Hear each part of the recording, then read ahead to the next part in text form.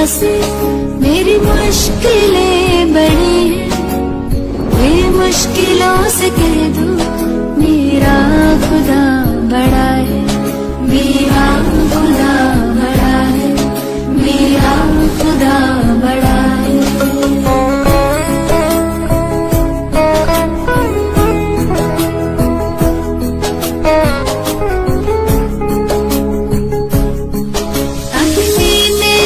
के सोना है और भी निखरता, अग्नि में तप के सोना है और भी निखरता, दुर्गम को पार करके हिमालय कोई चढ़ाए, लाएगी रंग मेहनत आखिर तुम्हारी एक दिन, लाएगी रंग मेहनत आखिर तुम्हारी एक दिन, होगा विशाल करवल वो बीज जो पड़ा है।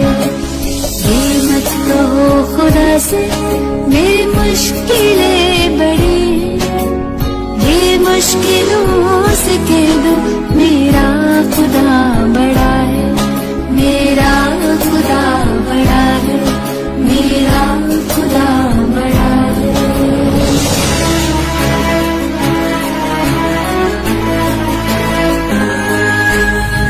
सर्व शक्तियों से जब साथ है हमारे, वो सर्व शक्तियों से जब साथ है हमारे, हर काम उसके रहते हर रिज़्क़ हुआ पड़ा है, कभी हारना ना हिम्मत का कदम बढ़ाओ, कभी हारना ना हिम्मत का कदम बढ़ाओ, हजारों कदम बढ़ाने वो सामने खड़ा है।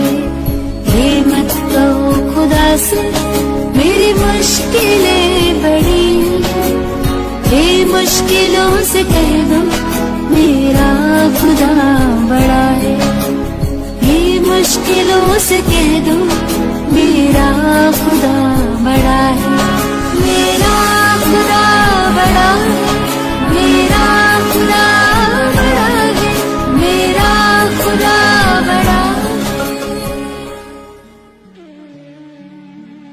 बंदी छोड़ सतगुरु रामपाल जी महाराज जी की जय हो। परमेश्वर की सभी प्यारी आत्माओं को दास का सत्साई। पुण्यात्माओं, पूर्ण परमेश्वर कबीर साहिब जी ने एक बार पुनः कलयुग की इस बिचली पीढ़ी में सतगुरु रूप धारण करके हमें जिस अनमोल सत भक्ति और तत्व ज्ञान से परिचित करवाया है, निसंदेह इस घोर कलयुग में हम सब पर उनकी तरफ से यह असीम अनुकंपा का प्रतीक है। और इस अनुकंपा के लिए हम उस समर्थ परमात्मा का जितना गुणगान करें उतना ही कम होगा। सतगुरु आशीर्वाद से आज हम रक्षा मंत्र के सरलार्थ को समझने की कोशिश करते हैं। हालांकि दास ना ही तो इस लायक है और ना ही अधिकारी है कि आदरणीय गरीबदास जी महाराज द्वारा रचित किसी भी वाणी या शब्द का सरलार्थ कर सके, लेकिन परम पूज्य सतगुरु रामपाल जी महाराज द्वारा अनुवादित रक्षा मंत्र को उन्हीं के आशीर्वाद से और अधिक सरल तरीके से समझने और समझाने का तुच्छ प्रयास करने जा रहा हूं, जो कि सतगुरु देव जी द्वारा प्रत्येक भगत को साध संगति के अंतर्गत प्रदान किया गया एक अधिकार है। पुण्यात्माओं, असुर निकंदर रमैनी के अंत में 8 पंक्तियों का एक रक्षा मंत्र लिखा हुआ है, जिसमें लिखा है, सतगुरु शरण शरण आई, शरण गए कछु बहने व्यापे, काल जाल भय मिट जाई, रोग शोक जल शिखर न व्यापे, सम्मुख ना ठहराई, जरगनी तन निकट न आवे, दूरी जा कर गाई, वीर बताल बान न लागे, जम के कोट ढाई, अठनवे पुण्य उठ न लागे, उल्ट तई दर खाई, कह कबीर सोई उठ पावे, सुख शब्द मिल जाई, कह कबीर हम जम दल पेला, सतगुरु लाख दुहाई, बैर करे सोए दुख पावे, सुरत सतगुरु आई, कहे कबीर हम जम दल पेला, सतगुरु लाख दुहाई। पुण्यात्माओं, रक्षा मंत्र वाली ये 8 पंक्तियां उस वास्तविक रक्षा मंत्र की महिमा का गुणगान है जो एक भगत की पल पल रक्षा करता है। कहने का मतलब ये है कि मुसीबत या संकट के समय भगत की रक्षा ये 8 पंक्तियां पढ़ने या बोलने से नहीं होगी, बल्कि उस वास्तविक रक्षा मंत्र के जाप और भक्ति क्रियाओं को सुचारू रूप से करते रहने से होगी, जिसके विषय में ये 8 पंक्तियां केवल जानकारी दे रही हैं। इस बात को और अधिक गहराई से समझने के लिए हमें नित्य नियम का सहारा लेना पड़ेगा। जिस प्रकार हम सुबह का नित्य नियम करते हैं और नित्य नियम करते समय सबसे पहले मंगलाचरण पढ़ते हैं, फिर उसके तुरंत बाद मंत्र लिखा हुआ आता है जिसमें परम पूज्य सतगुरुदेव जी हमें पढ़ाते हैं। मंत्र अनाहत मंत्र, शुभ सलाहत मंत्र, अजोख मंत्र, बेसुन मंत्र, निर्वाण मंत्र धीर है। आदि मंत्र, युगादि मंत्र, भंगी मंत्र, सदा सत्संगी मंत्र, लवलीन मंत्र गैर गंभीर है। सोहम सुभान मंत्र, अगम अनुराग मंत्र, निर्भय अडोल मंत्र, निर्गुण निर्बंध मंत्र, निश्चल मंत्र नहीं है। गैबी गुलजार मंत्र, निर्भय निर्धार मंत्र, सुमृत सुकृत मंत्र, अगम्य पंच मंत्र, अगली मंत्र पदलम फराक मंत्र, बिमल सुनाम लाभ मंत्र, जलमल जहूर मंत्र, सर्वम भरपूर मंत्र, सैलान मंत्र रंकार ग्रक मंत्र, तेज पुंज ग्रक मंत्र, अगली अबंध मंत्र, अजपा संत मंत्र, अवगत नाद मंत्र, वाणी विनोद मंत्र, आनंद शोध मंत्र, खुर्शी करार मंत्र, अनभय उचार मंत्र, मंत्र पदल साहिब सतराम मंत्र, सायने काम मंत्र, पारक प्रकाश मंत्र, हीरंबर उल्लास मंत्र, मोले मलार मंत्र, परक बीस साहिब सतराम मंत्र, सायने काम मंत्र, पारक प्रकाश मंत्र, हीरंबर उल्लास मंत्र, मोले मलार मंत्र, परक बीस। पुण्यात्माओं, अब कोई अनजान व्यक्ति नित्य नियम को पढ़कर कहे कि ये इतने सारे मंत्र वही हैं जो संत रामपाल जी महाराज अपने भक्तों को जाप करने के लिए देते हैं, लेकिन वास्तविकता तो आप और हम ही जान सकते हैं कि ये वो अनमोल मंत्र नहीं हैं जो पूज्य गुरुदेव हमें प्रदान करते हैं, बल्कि यहाँ नित्य नियम वाले ये मंत्र तो उन वास्तविक सत भक्ति मंत्रों की महिमा और महत्वता का कलम तोड़ बखान कर रहे हैं जो हमें गुरुजी नाम दीक्षा के समय देते हैं। यहाँ सिर्फ आदरणीय गरीबदास जी महाराज जी ने हम तुच्छ बुद्धि जीवों को समझाने की कोशिश की है कि हे पुण्यात्माओं, तुम्हें सतगुरुदेव द्वारा जो प्रथम मंत्र और सतनाम दिया जाता है, तुम इन मंत्रों को ऐसे ही मत जानना। ये वो अनमोल मंत्र हैं जो युगों युगांतर बाद कुछ ही सौभाग्यशाली आत्माओं को प्राप्त होते हैं। और फिर हमें ये विश्वास दिलाने के लिए कि यह सप्त गायत्री मंत्र और सतनाम कितना अनमोल है, कुछ इस तरह बताया। अनाहद मंत्र अर्थात नाम दीक्षा के वक्त सतगुरु हमें जो मंत्र देते हैं उसकी कोई अनाहद यानी सीमा नहीं है, चाहे कितना ही जाप क्यों ना करो। सुख सलाहद मंत्र अर्थात यह अनमोल मंत्र सदैव सुख प्रदान करने वाला है। अजोख मंत्र अर्थात यह अनमोल मंत्र इस सृष्टि में अद्वितीय है, इसके समान दूसरा अन्य कोई मंत्र नहीं है जो शरीर कमलों में विराजमान पांचों प्रधान देवताओं ब्रह्मा विष्णु महेश गणेश और दुर्गा जी का ऋण उतारने में सक्षम हो। बेसुन मंत्र अर्थात जिस मंत्र को आपने आज से पहले कभी किसी से नहीं सुना हो, यह बिल्कुल नूतन यानी नया मंत्र है। इसे केवल स्वयं परमेश्वर कबीर साहिब ही सतगुरु रूप में आकर विशेष आत्माओं को सुनाते हैं, इसलिए इसे बेसुन मंत्र भी कहा जाता है। निर्वाण मंत्र थीर है अर्थात इस मंत्र के जाप से थीर यानी स्थायी और निर्वाण यानी मोक्ष प्राप्त हो जाता है। आदि मंत्र युगादि मंत्र, इस मंत्र को आदि मंत्र इसलिए कहा जाता है क्योंकि यह मंत्र सृष्टि की आदि यानी शुरुआत से ही प्रचलित है। और युगादि मंत्र इसलिए कहा जाता है क्योंकि प्रत्येक युग की आदि यानी शुरुआत में परमेश्वर कबीर साहिब जी सतगुरु रूप में आकर अपनी आत्माओं को यह मंत्र प्रदान करते हैं। अचल अभंगी मंत्र अर्थात यह मंत्र अचल है, स्थायी है, इसमें कभी भी परिवर्तन नहीं होता है। और अभंगी इसलिए है क्योंकि यह कभी भी भंग यानी खंड नहीं होता है। सोहम सुभान मंत्र अर्थात आदरणीय गरीबदास जी महाराज जी ने बताया कि यह सोहम नाम का मंत्र विशेष कल्याणकारी मंत्र है। अगम अनुराग मंत्र अर्थात इस कल्याणकारी सोहम से आगे का जो सारनाम है वह अगम अनुरागी यानी अक्षर पुरुष से आगे पूर्ण परमात्मा में विशेष प्यार जगाने वाला मंत्र है। निर्भय अडोल मंत्र अर्थात यह मंत्र जीव को निर्भय बनाता है तथा अडोल यानी कि जीव को भक्ति मार्ग से डगमग नहीं होने देता है। इस वास्तविक भक्ति मंत्र की प्राप्ति के पश्चात जीव को अनेकों चमत्कार होते हैं जिस कारण साधक दृढ़ रहता है। निर्गुण निर्बंध मंत्र निश्चल मंत्र नेक है निर्गुण अर्थात दिखने में व्यक्ति को लगता है जैसे यह कोई नकली मंत्र है, लेकिन यह तो निर्बंध अर्थात काल का बंधन समाप्त करने वाला और सत्यलोक में निश्चल यानी कि स्थायित्व प्रदान करने वाला नेक अर्थात शुभ मंत्र है। गैबी गुलजार मंत्र अर्थात सत भक्ति का यह गैबी गुलजार यानी कि गुप्त मंत्र है, जो विशेष आत्माओं को स्वयं परमेश्वर ही आकर बताते हैं। निर्भय निराधार मंत्र, निराधार अर्थात जिस साधक का सब कुछ लूट चुका हो, जिसका कोई आधार यानी सहारा ना बचा हो, उस साधक को यह मंत्र हिम्मत, हौसला और लाभ देकर निर्भय बनाता है। सुमृत सुकृत मंत्र अर्थात जो इस नाम का सुमरन करते हैं उनके सभी कार्य सिद्ध होते हैं। अग्नि अबंध मंत्र अर्थात जो इस मंत्र का जाप करते हैं वे अग्नि अर्थात गम रहित होकर मुक्त हो जाते हैं। अदली मंत्र अलेख है। अदली अर्थात यह न्यायकारी मंत्र है जो पूर्ण परमेश्वर द्वारा न्याय करके अर्थात दूध और पानी को छानकर यानी निर्णय करके दिया गया मंत्र है। और अलेख का मतलब है कि यह मंत्र चारों वेदों में ना होकर केवल परमेश्वर के तत्व ज्ञान में ही है। अतः प्रचलित चारों वेदों में कहीं भी इसका लेख ना होने के कारण इसे अलेख मंत्र भी कहा गया है। फजलम फराक मंत्र अर्थात पूर्ण परमात्मा कबीर साहिब जी द्वारा दिया गया यह मंत्र साधक को परमात्मा के फजल अर्थात रहम के काबिल बनाता है। और फराक यानी कि इस मंत्र के जाप से साधक का परमात्मा से अटूट प्रेम हो जाता है। बिन रसना गुणलाप मंत्र अर्थात इस सतनाम मंत्र का बिना जिव्या हिलाए जाप करना होता है। अर्थात यह मंत्र श्वास श्वास के माध्यम से साधक को परमात्मा के गुणों की याद दिलाता है। झिलमिल जहूर मंत्र अर्थात यह मंत्र साधक को परमात्मा का वह झिलमिल करता हुआ प्रकाश में लोक प्राप्त करवाता है, जिसमें झिलमिल झिलमिल रोशनी का जहूर अर्थात नजारा है। सर्वंग भरपूर मंत्र अर्थात यह मंत्र उस सर्वंग परमात्मा की याद दिलाता है जिसकी शक्ति सृष्टि के कण कण में व्याप्त है। सैलान मंत्र सार है अर्थात जो साधना परमेश्वर कबीर साहिब जी ने बताई है उस साधना के मंत्र सर्व सुखदायक व वास्तविक हैं।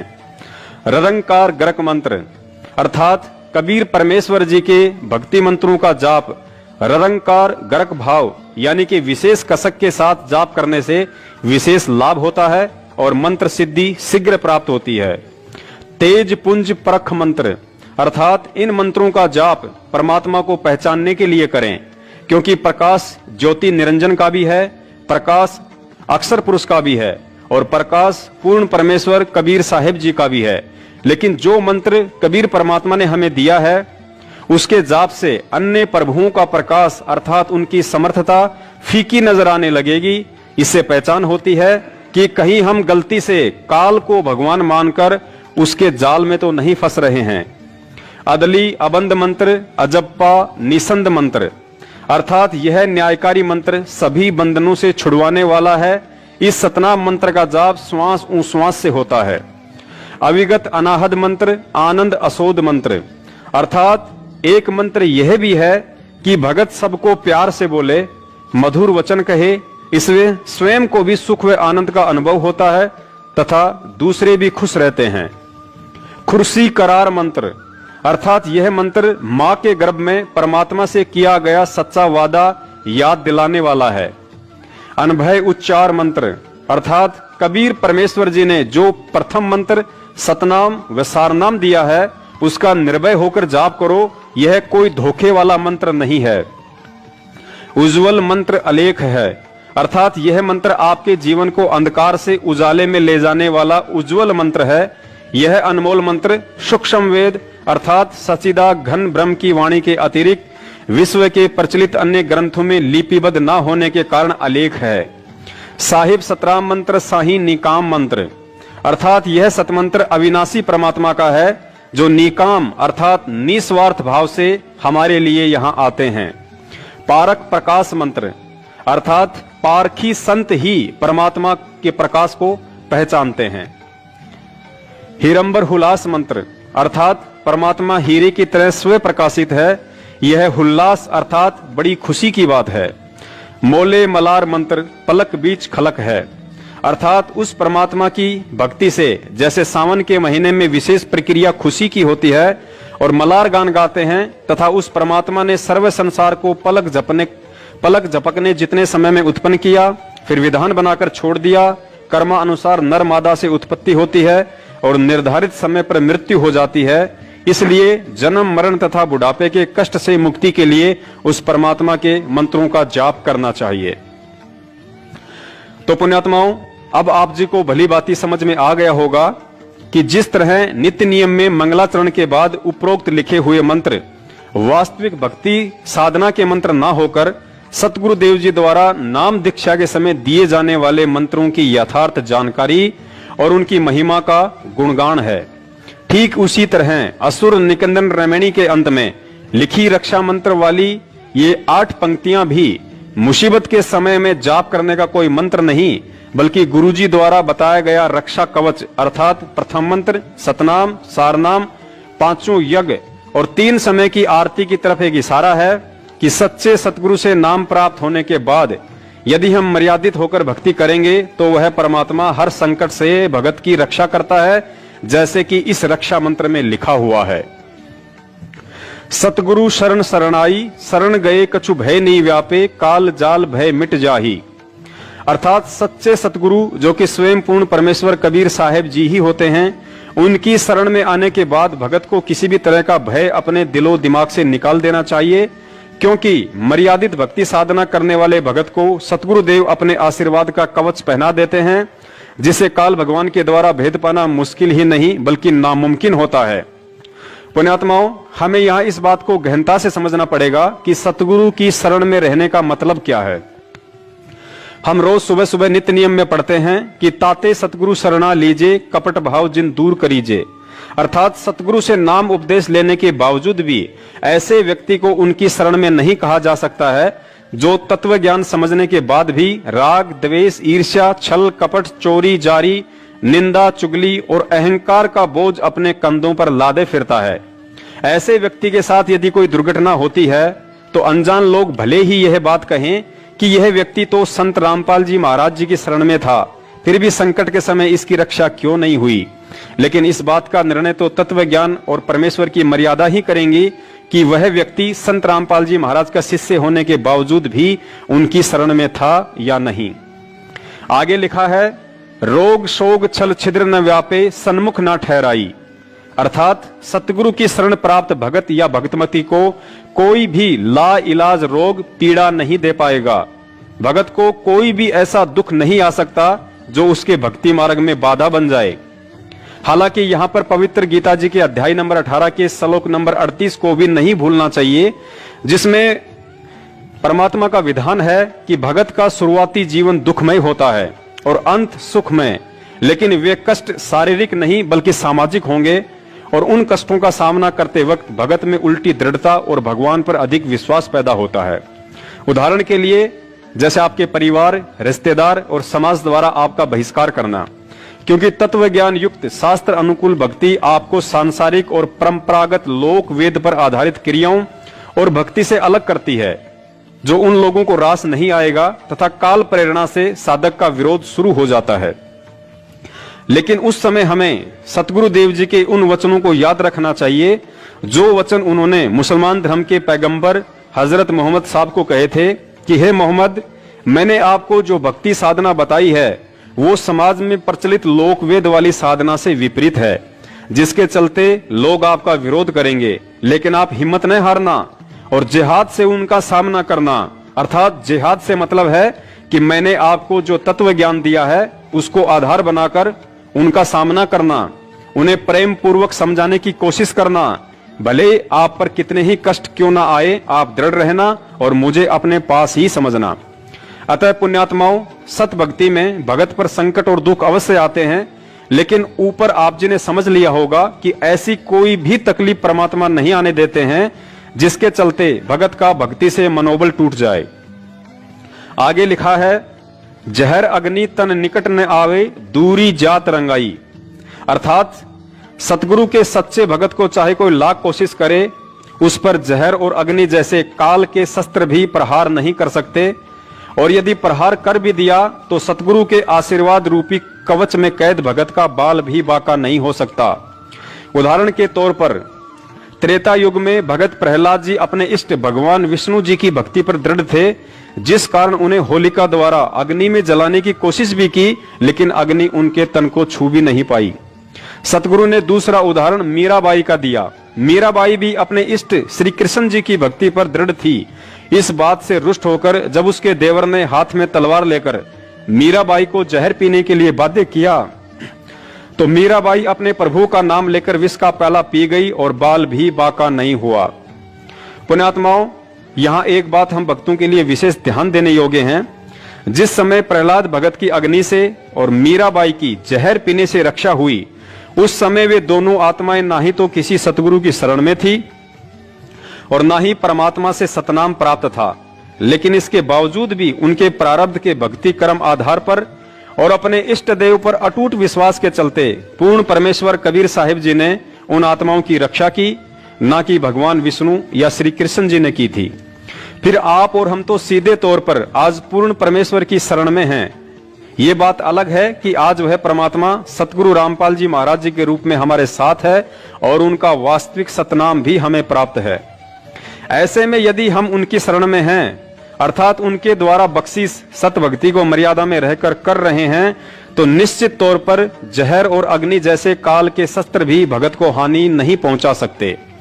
और इसी विश्वास के आधार पर दास ने 16 मार्च 2020 को कोरोना वायरस को लेकर जो वीडियो बनाया था और मोदी जी से अपील की थी कि अगर मुझे 1000 कोरोना वायरस से संक्रमित लोगों के बीच भी रखा जाए तो वह परमात्मा कोरोना से मुझे किसी भी तरह की हानि नहीं होने देगा, क्योंकि कोरोना संक्रमण एक रोग है जिसके विषय में रक्षा मंत्र में स्पष्ट लिखा गया है कि रोग शोग छल छिद्र न व्यापे सन्मुख न ठहराई। रक्षा मंत्र में आगे लिखा है, वीर बेताल बाण ना लागे यम के कोट डहाई, 98 पुण्य मूठ ना लागे उल्ट ताही दरखाई। अर्थात गुरुजी ने बताया कि सत भक्ति करने वाले भक्तों के ऊपर वीर और बेताल नाम के इन दो काल एजेंट का भी किसी तरह का दाव नहीं लग सकता, जो कि सूक्ष्म रूप में काल प्रेरणा से भक्तिहीन प्राणियों को कष्ट देते हैं। इसके अलावा गुरुजी ने बताया कि 98 प्रकार के जंत्र मंत्र होते हैं जिनके द्वारा भक्तिहीन प्राणियों को दुखी किया जाता है। अगर मेरे भगत के ऊपर उन जंत्र मंत्रों का प्रयोग भी किया गया तो वह दाव उल्टा उसी व्यक्ति को दुखदाई होगा और भगत की रक्षा होगी। आगे लिखा है, बैर करे सो ही दुख पावे, सुरती शब्द मिल जाही, कहें कबीर हम जमदम पेल्या, सतगुरु लाख दुहाई। अंत में सतगुरुदेव जी ने बताया, यदि मेरे भगत से कोई राग द्वेष या ईर्ष्या भाव रखेगा तो वह स्वयं ही दुखी रहेगा और मेरे भगत की भक्ति बढ़ेगी। शब्द में सुरती अर्थात नाम मंत्र में भगत का और अधिक विश्वास बढ़ेगा।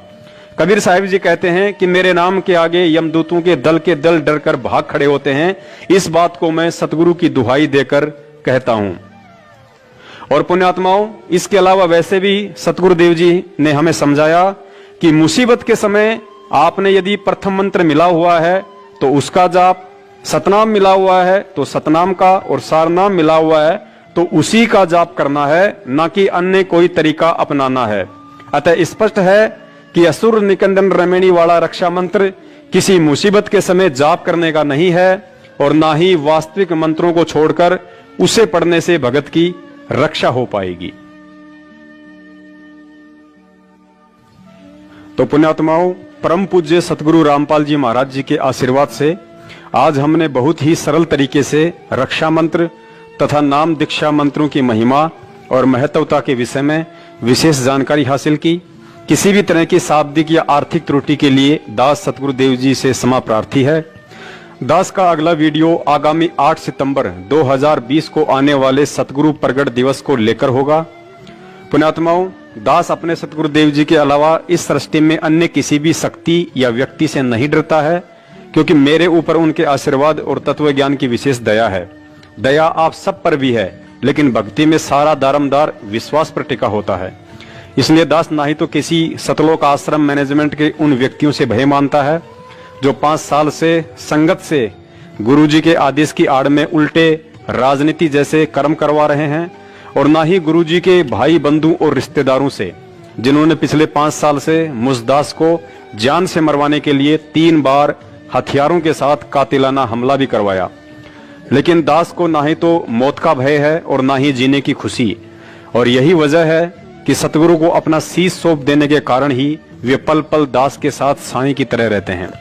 आप इन वीडियो को देखें या ना देखें, इन्हें आगे शेयर करें या ना करें, लेकिन दास तत्व ज्ञान आधार से अपना शिष्य धर्म निभाता आ रहा है और निभाता रहेगा। सत साहिब बंदी छोड़ सतगुरु रामपाल जी महाराज की जय हो।